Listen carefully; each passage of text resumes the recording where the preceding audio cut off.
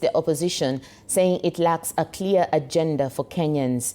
Speaking in Emining, Mogotio constituency, Baringo County, Kindiki said the government is focused on implementing development projects and not early campaign politics.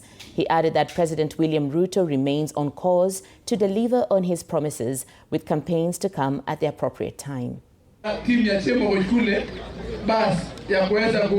For stabilizing this area, for providing leadership, to provide security, and for giving us direction as a country. Watu wengine mlipewa viti kubwa mkaharibu.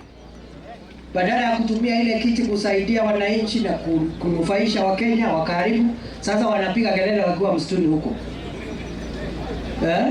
So tunataka usitu distract, tuko busy.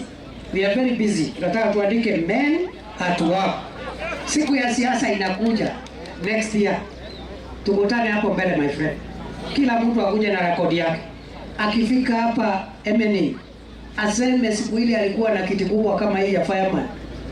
Aliletea watu ya Mogotio nini?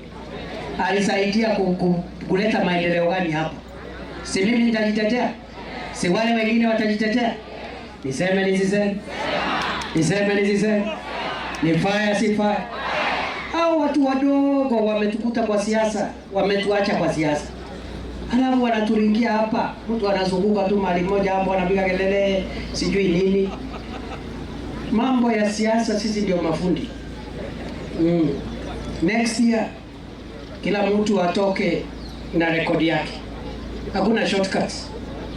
There is no shortcut, my friend, in leadership. Lazima ueleze umefanya nini.